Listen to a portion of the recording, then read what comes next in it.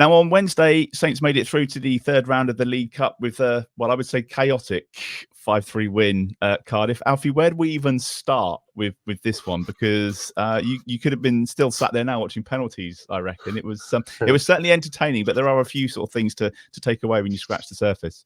Yeah, I mean, well, where I started with this one was I didn't watch the first 20 minutes because news that they were agreed a fee for Aaron Ramsdale came literally seconds before kickoff. So it was another one of those Ipswich ones where Jason Wilcox is out the door and I'm about to watch a match. So I missed the start, I'll be honest. Look, loads of goals, loads of absolute chaos. I think I can't even recall all the goals off the top of my head. I think Cameron Archer got 2, Matty Fernandez was another. Sam Amo got his first goal for Southampton, which was obviously a brilliant moment. And there was a 5th one, which Steve is going to tell me now. James Bree. James Bree, best one. There you go. See, I mean, that was an absolute cracker. I mean, to win the game as well. I know a 5th goal came after, but that was the winner. Yeah, it was absolute bedlam, and I think it was probably what we expected in terms of 11 changes. This isn't a brag. It's been very easy so far, but 4 out of 4 predicted teams, I've got 11 out of 11 so far. So I expected that 11 to come in.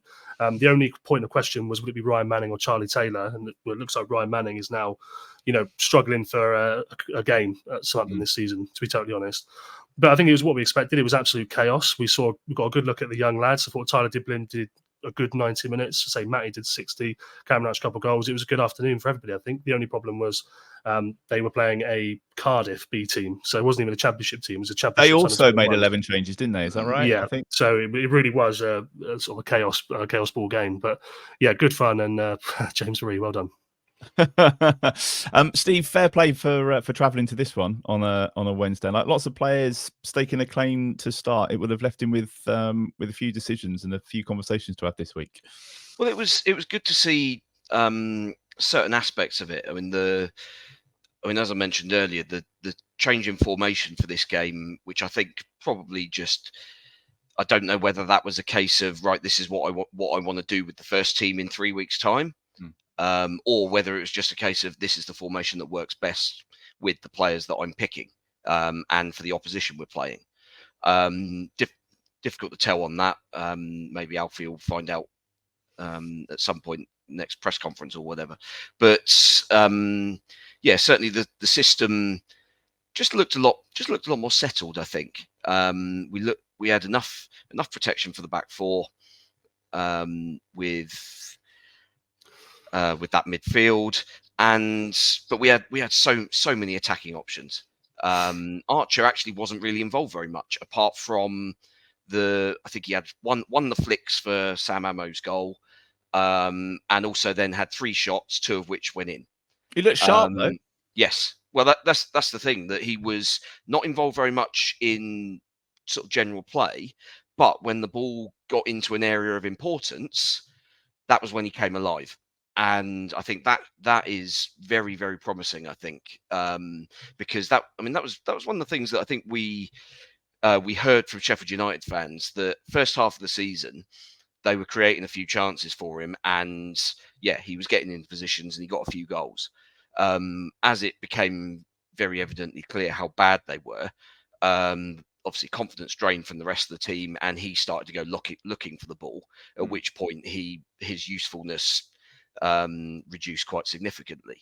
So the key will be to keep him and the rest of the team in the mindset of right, we're going to feed him into the right areas, and trust that he's going to know what he's doing with it.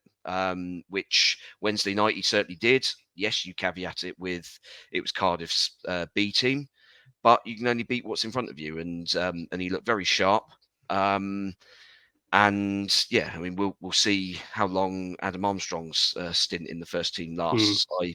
I rather suspect after that 43rd minute yesterday, I think that may be the moment where he picks a few splinters out from the bench for a game or two. But I was just going to say, Steve, I mean, these predictions and comparisons are ultimately pointless, but if the ball falls to Cameron Archer in that way in the 43rd minute at Brentford, I just can't imagine anything having a really clean connection. Yeah, it's a clean connection. It's rifled into the back of the net before the keeper's even seen it, because he's so quick off the mark in the box. The ball's coming towards him. So yeah, it's moments like that where I think Cameron Archer will hopefully make a difference. Yeah, and I mean, in fairness to Armstrong, actually, I mean, good movement to get into the position. I mean, he's completely unmarked, so he's obviously done something right to get there. But yeah, good God, that finish was abysmal. But yeah, like for going back to Wednesday, Sam Amo was very good for probably an hour or so. He, I think, a player like him, certainly in that position, I think you're naturally going to tire as the game wears on. But he was very active first half, less so second. And you look at the subs. I mean, Lallana. I mean, I'm kind of one of those that kind of still bore a bit of a grudge and thought, why are we signing this guy? But I mean, you just looked at the way that he conducted himself yesterday and on Wednesday night when he came on the pitch. And did you hear him more on Wednesday? Because it was a little bit quieter, wasn't it, in the stadium? I mean, you don't know. I mean, it was. We were still far enough away, and there was a big enough crowd that you still couldn't hear like it wasn't like being at a reserve team game or something like that. Or the COVID games. Yeah. But you could tell that he was very sort of demonstrably pointing at where people needed to be and communicating with people all the time. I mean, he must walk off the pitch with a sore throat every week, talking that much. But it's I think his performances, if you can keep him fit, which, when as Alfie said, is ultimately the biggest challenge, then I do think he's going to contribute quite a lot, which probably comes a bit of a surprise to a lot of people. Excuse me. But yeah, he was promising. Who else? Leslie Ugachukwu looked. He took a while to get into the game. Yeah, but he grew into it. Yeah, first 5-10 minutes he was a bit loose, kind of with everything really. Passes were a little bit astray. He was a little bit slow into challenges and stuff. And then I don't know what it was. Something just kind of clicked, and he woke up and he was then herring about the place. I mean, he's a massive guy. This lad, he is big, and the number of times he just knocked a Cardiff player off the ball, literally just by standing still, and they kind of just bounced off of him. If he's the guy that we're gonna kind of stake our season on and change the midfield formation and have him and Downs probably almost alongside each other. I think Downs probably slightly deeper and Ugachukwu maybe slightly further forward in a kind of 6/8 hybrid, if you like. Then it's going to be very entertaining with him. I think he looks quite a fun player. Fernandez was excellent. His assist for Archer kind of showed that he's got that brain for weighting the pass in the penalty area, and he didn't put it into Archer's feet. He put it just to the side so that he knew that he could spin onto it. Whereas I think we've got a lot of players who would just play the obvious pass into feet and say to Cameron Archer, "Here you go, you got your back to goal. Come up with something with that." Whereas actually Fernandez has basically made Archer's mind up for him where he's got to hit the ball, because he's rolled it into his path and he's spun without needing to touch it and got a completely free hit away. So yeah, he's obviously one that will be starting more often than not, I think. Once he's up to speed, I think he's the guy that's got the technical ability. I mean, we look at Tyler Dibbling, who also clearly has that technical ability, but I think Fernandez just has that because he's been playing senior football for a while. I think he's got that thing in his brain where he's got a little bit more appreciation of how everything clicks together. And I think that he's the sort of guy that could make the difference for us in the tight games against the teams that are going to be kind of down the bottom end of the table alongside us. And we've got an early contender for goal of the season, John. 3-3 going into added time. Up steps James Bree, and bang. Yeah, I went nuts at that, honestly. Like, who saw that coming? Incredible. Yeah. I mean, fair play to him for having a go, because I think that 9 times out of 10 for anyone that goes sky high out of the stadium. But yeah, incredible goal. No one would expect that from James Bree, I don't think, but maybe now we will. Maybe he'll be a surprise sub at future games. But I wanted to say on Cameron Archer as well, like the thing that I was so pleased to see was how he hit that ball for that first goal. Oh, he hit it hard, very hard. Smashed it. And like, that's what we sort of been crying out for, I think, in a lot of ways from strikers. We haven't had that for a long time. It feels like that was a Pella power goal, if you will. Yeah, so I was so pleased to see that. So that's given me a lot more confidence about Cameron Archer. And if he starts the next game, I won't be surprised. We'll do Player of the Week in just a moment. We've got both the games to look back on as well. So if you're watching the live stream, do let us know who your vote for Player of the Week would be in the comments. Steve, just finally, Everton away in the next round. That seems winnable right now. Just a bit of a slog and somewhere else we don't want to go. It's winnable, but God, it's an awful draw, isn't it? It's a horrible slog to a ground we've got a dreadful record at. And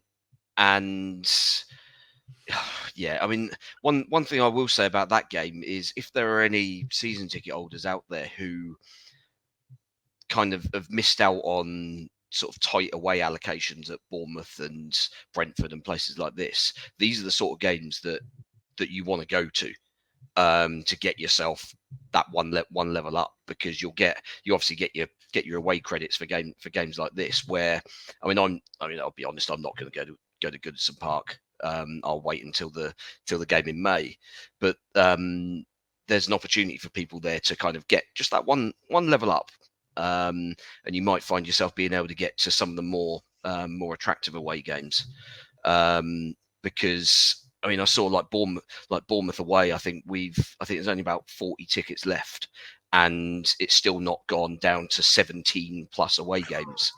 That goes on sale tomorrow morning, so it's mad. The numbers that we've been taking to away games in the last few years has been extraordinary. So yeah, people are finding it difficult to get tickets for these games now.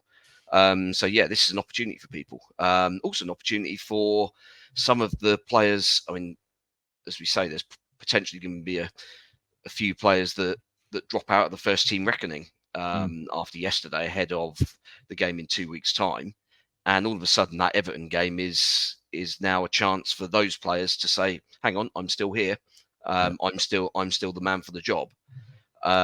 So yeah, I would expect us to go up there and be looking to win that without a doubt. I don't think it'll be an 11 changes job like it was at Cardiff, because frankly, Everton can make 8 or 9 changes and they'll still be able to put out a serviceable team. It's not the same as going and playing a championship side's reserve team. So yeah, I don't think we can get away with doing what we did Wednesday. But yeah, I mean, it's certainly a winnable tie. We won our last cup game up there on penalties. So yeah, why not same again? A useful game on many levels then. Let's get into Player of the Week. Tyler Dibbling was Player of the Week last week. Thank you for you took the time to vote. Alfie, across the 2 games, who's really stood out for you? Yeah, I will get on to that. I'll just quickly say, though, just back on Everton draw. First things first, I was sat with the Southampton media team whilst that draw was ongoing, which, by the way, took about 45 minutes to start. And we watched about 4 Newcastle interviews. That was an absolute mess, that. Yeah, absolute shambles. And also the European seeding. Just get rid of the European teams in the League Cup. Give everyone else a chance. Why are we seeding home draws for Champions League teams? I mean, it's absolutely mental stuff. Anyway, I was sat with the Southampton team for the draw. I think Preston came out 2 draws before. Preston at home. We were all going, oh, no. And obviously celebrating when it wasn't Southampton. Then it was Wigan. We were going, oh, no. And celebrating. And Everton would go, oh, no. And obviously you get it. And it's an absolute nightmare. I don't want to go to Goodison Park, but we will go. The other thing I was going to say is the subs bench at Cardiff was very interesting for a couple of reasons. And one of those is Bella-Kotchap obviously came on, actually played really well.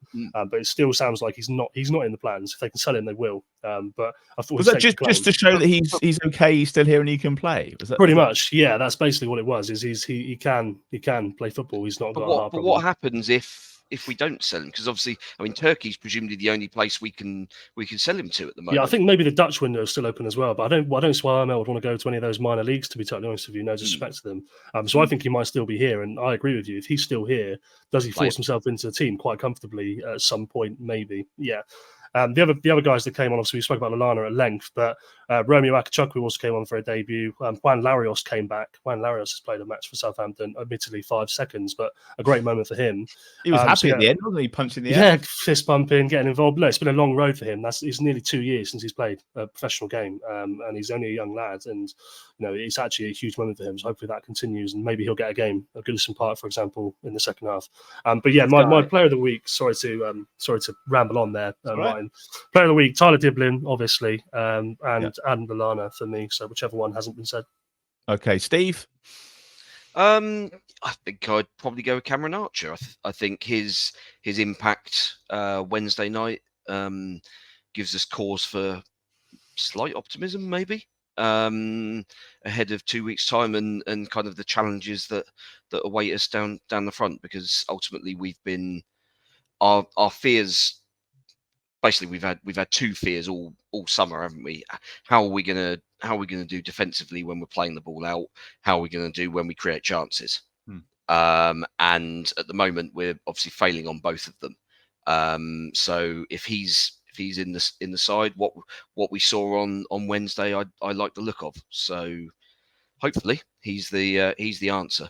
All right, so we'll go with Dibbling, Lallana, we'll chuck Archer on there as well. John, this is where we put the poll on social media. So any other names you've been impressed with this week? Anybody else you want to add to the list? Yeah, I'll take Fernandes then. That's an easy one. Goal and assist on his first game. Looks good again, actually, in the Premier League. So, yeah, happy days.